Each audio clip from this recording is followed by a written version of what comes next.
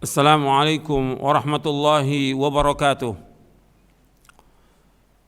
Innal hamdalillah nahmaduhu wa nasta'inuhu wa nastaghfiruh wa na'udzu billahi min shururi anfusina wa min sayyiati a'malina.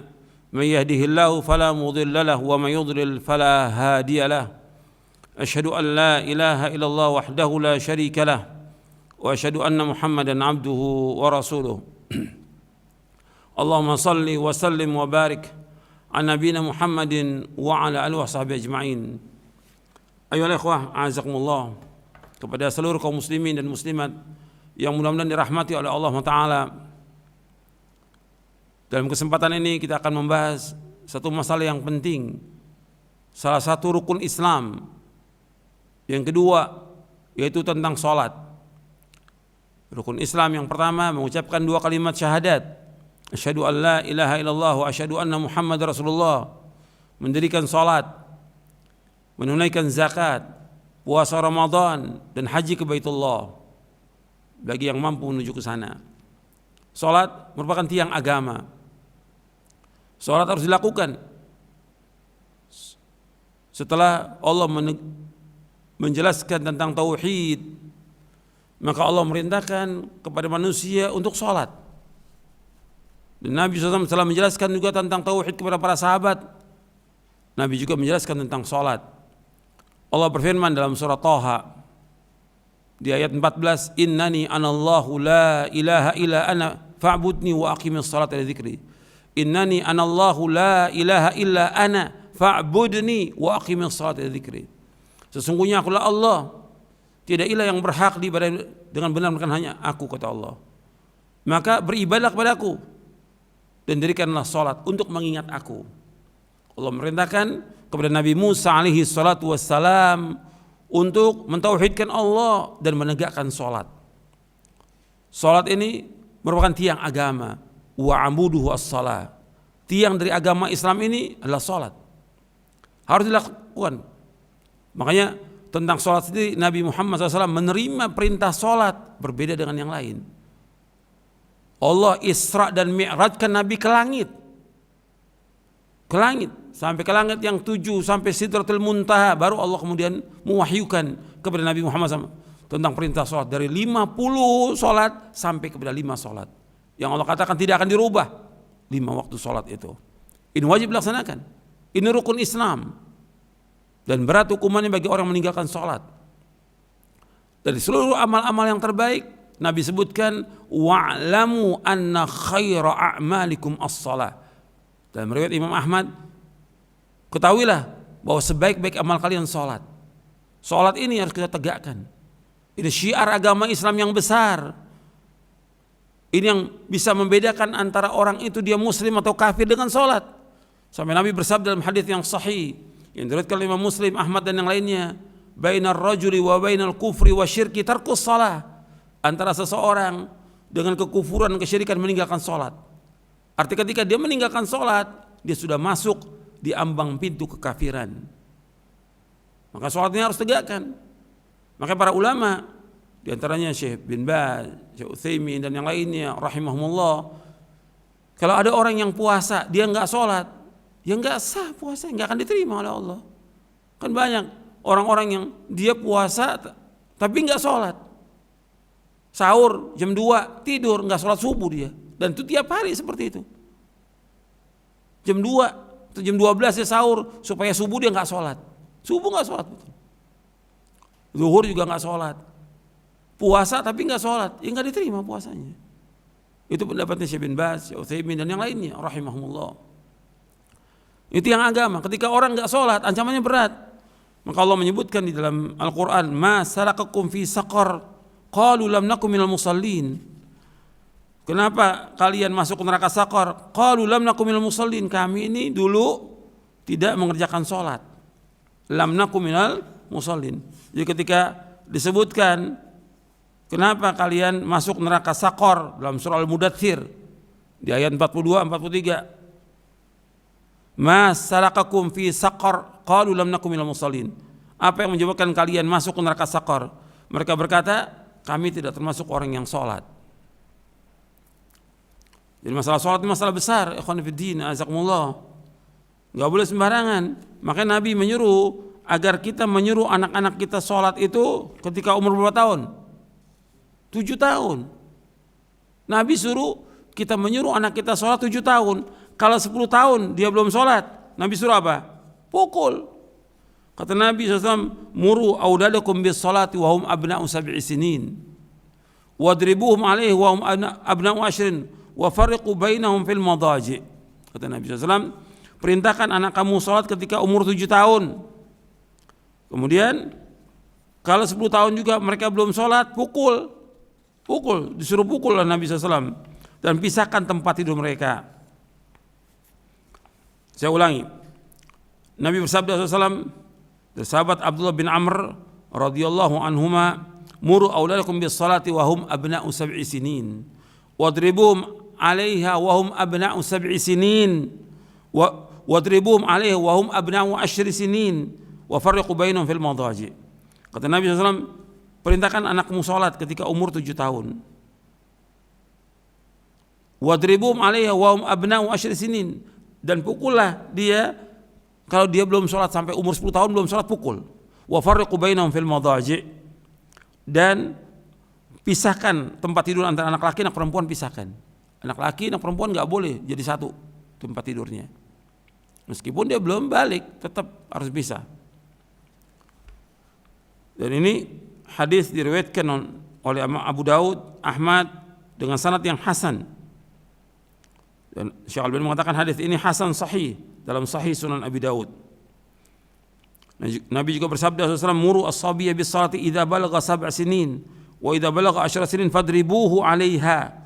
Perintahkan anak kamu salat ketika berumur 7 tahun, dan apabila telah berumur 10 tahun dia belum salat, pukul dia.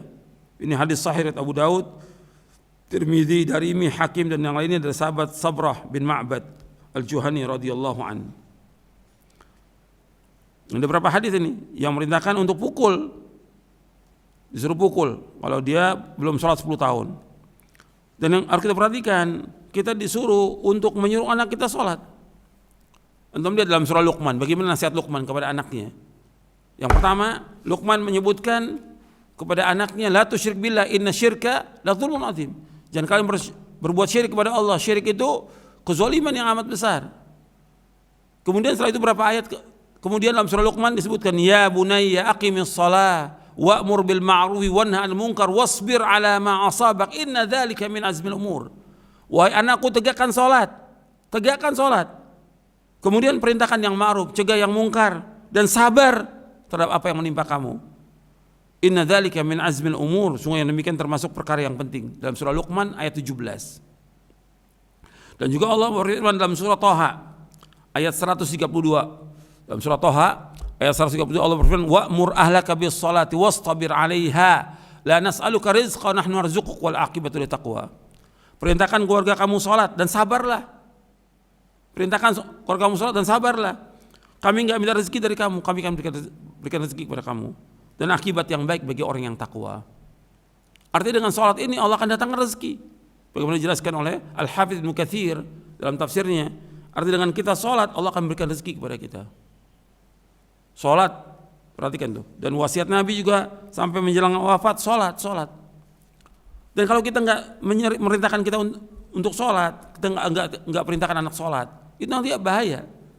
Kalau dia sudah meninggalkan salat, itu sumber kejelekan sudah. Ini tiang agama, hancur semuanya. Jadi orang kalau udah nggak sholat, rusak semuanya. Kehidupannya rusak sudah, agamanya rusak.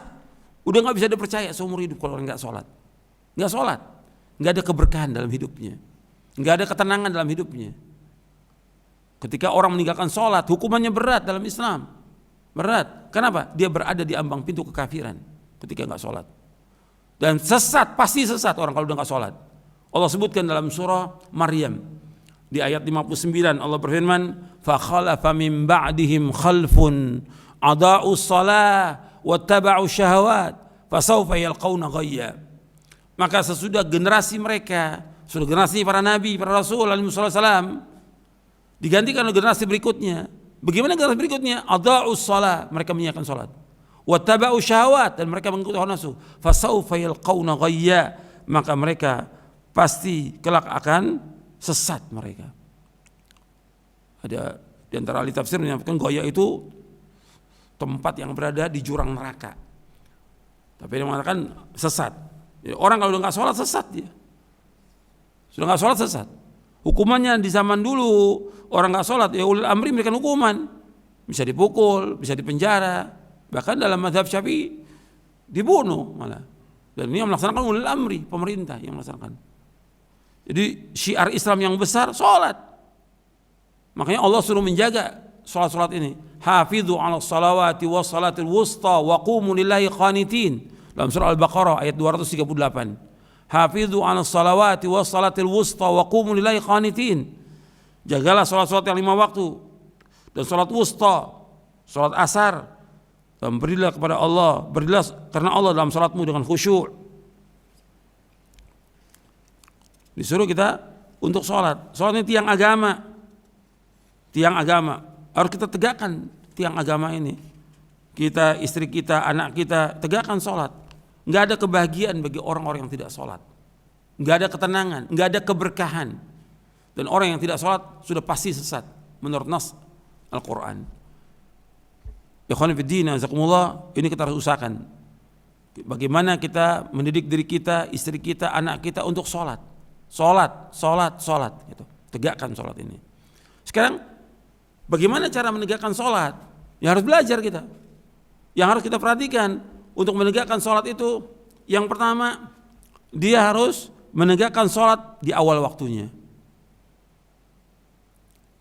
Karena sholat ada waktunya. Allah sebutkan dalam surah An-Nisa. Inna sholata kanat al mu'minina kitaban mawquta. Sholat itu Allah sudah tentukan waktunya. Yang kedua dia harus belajar bagaimana sifat sholat Nabi. Nabi bersabda, "Shallu kama ra'aitumuni usolli." Salatlah kalian sebagaimana kalian melihat aku salat. Yang ketiga, yaitu dia harus khusyuk dalam salatnya, tumanina. Enggak bisa dia salatnya cepat. Enggak bisa, tumanina. Ada seorang sahabat di zaman Nabi SAW salat, kemudian dia salam, Nabi jawab salamnya. Kemudian kata Nabi, "Shalli fa innaka lam tusalli." Salat kamu belum salat. Salat lagi. Salah lagi, Nabi bilang, "Sholli fa innaka lam tusalli." Salat kamu belum salat. Sampai Nabi ajarkan bagaimana salat itu dengan tumaknina. Berdirinya lama, rukuknya lama, i'tidalnya lama, sujudnya lama, tenang.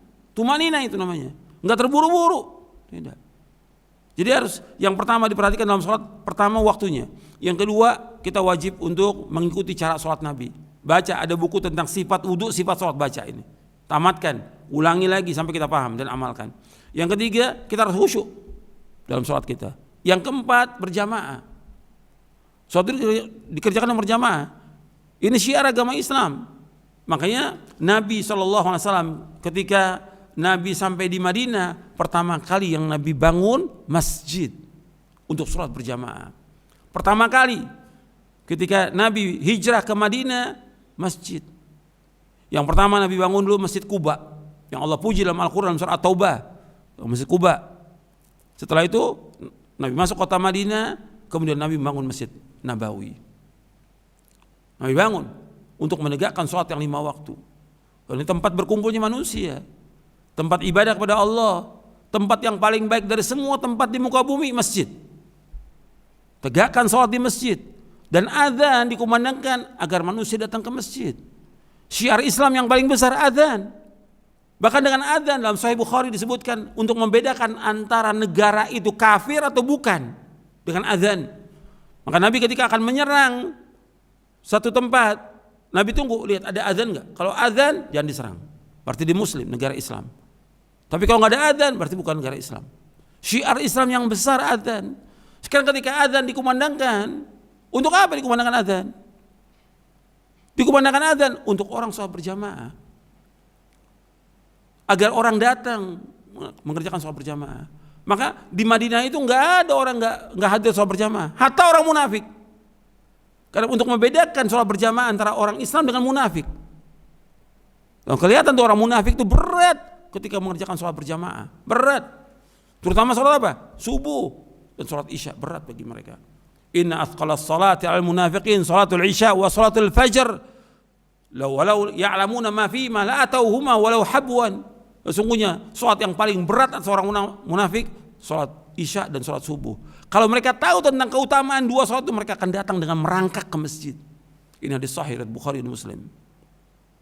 Jadi ikhwan fillah, azakumullah, ini masalah yang penting yang harus kita pahami, dan sholat ini harus dikerjakan dengan berjamaah. Berjamaah, di mana tempat di situ menggunakan azan, itu kita kerjakan sholat. Harus kita kerjakan sholat.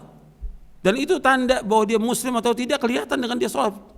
Dan juga berjamaah. Sekarang kalau di rumah, nggak ada yang tahu dia sholat atau tidak. Kalau dia di rumah, oh orang Islam, dia sholat. Dari mana kita tahu dia sholat di rumah?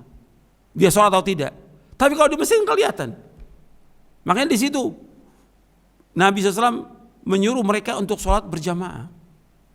Dan nanti saya akan jelaskan nanti tentang keutamaan sholat berjamaah dan juga hadis-hadis yang memerintahkan sholat berjamaah. Karena harus berjamaah. Karena apa? Untuk membedakan ini benar apa tidak dia orang Islam sholat atau tidak. Karena jelas keutamaan sholat berjamaah 27. Dan Allah merintahkan kita untuk meramaikan masjid. Nah sekarang masjid dibangun oleh umat Islam. Apa dibiarkan begitu? Masjid dibangun untuk dikerjakan sholat padanya. Baik sholat berjamaah yang 5 waktu dan juga sholat Jumat. Azan dikumandangkan untuk apa? Kan ada panggilan hayya 'alas shalah, hayya 'alas shalah, hayya 'alal falah, hayya 'alal falah. Untuk apa? Agar orang sholat di masjid. Panggilan azan ini dikumandangkan dan Nabi ajarkan kepada sahabat Bilal bin Rabah agar dikumandangkan agar umat ini datang untuk berjamaah di masjid. Dan keutamaannya yang disebutkan banyak, puluhan keutamaan. Dan berkaitan dengan apa? Berkaitan dengan iman. Salat ini kaitannya dengan iman. Ini rukun Islam yang kedua dan iman. Makanya Allah menyebutkan dalam Al-Quran dalam surah At-Taubah ayat 18 bahwa masalah salat berkaitan dengan masalah iman. Iman. Kalau kita orang beriman datang ke masjid. Innama ya'muru masajidallah man amana billahi wal yawmil akhir. Wa aqama as-salah wa ata az-zakah wa lam yakhsha illa Allah fa asa ulaika yakunu minal muhtadin. Allah sebutkan di dalam surah At-Taubah, antum lihat dalam surah At-Taubah di ayat 18. Allah mengkaitkan tentang salat berjamaah berkaitan dengan iman. Kaitan salat berjamaah ini berkaitan dengan iman. Allah berfirman dalam surah At-Taubah ayat 18, "Innama ya'muru masajidallah man amana billahi wal yawmil akhir wa aqama as-salata wa ata az-zakah wa lam yakhsha illa Allah fa asa ulaika yakunu minal muhtadin." Sesungguhnya yang meramaikan masjid Allah adalah orang-orang beriman kepada Allah dan hari akhir, mendirikan salat, mengeluarkan zakat, dan dia tidak takut melainkan hanya kepada Allah. Fa asa ulaika yakunu, maka mudah-mudahan mereka itu termasuk orang-orang yang mendapatkan petunjuk. Artinya mereka akan hidayah. Artinya mereka, kalau kata-kata asa itu pasti bagi Allah Taala. Artinya Allah akan berikan petunjuk orang-orang yang sholat itu. Di sini Allah menyebutkan yang meramaikan, hanyalah yang meramaikan masjid Allah orang beriman dan hari akhir. Orang mendirikan sholat, mengeluarkan zakat. Sekarang kalau masjid nggak diadakan sholat berjamaah, sepi. Di mana itu keimanan orang-orang di kampung itu? Kalau ada tidak diadakan azan di kampung itu, kata Nabi SAW, apabila satu kampung tidak diadakan, ihstahwadha alaihimus syaitan, setan telah menguasai mereka itu, satu kampung itu. Harus ada azan. Jadi sholat berjamaah ini harus tegak, nggak boleh kita nggak melaksanakan berjamaah. Berjamaah ini penting. Ini merupakan syiar Islam yang besar yang wajib kita tegakkan. Mudah-mudahan yang saya sampaikan ini bermanfaat. Wassalamualaikum Muhammadin sallallahu alaihi wa ala alihi wasallam. Wa akhiru da'wana alhamdulillahirabbil alamin.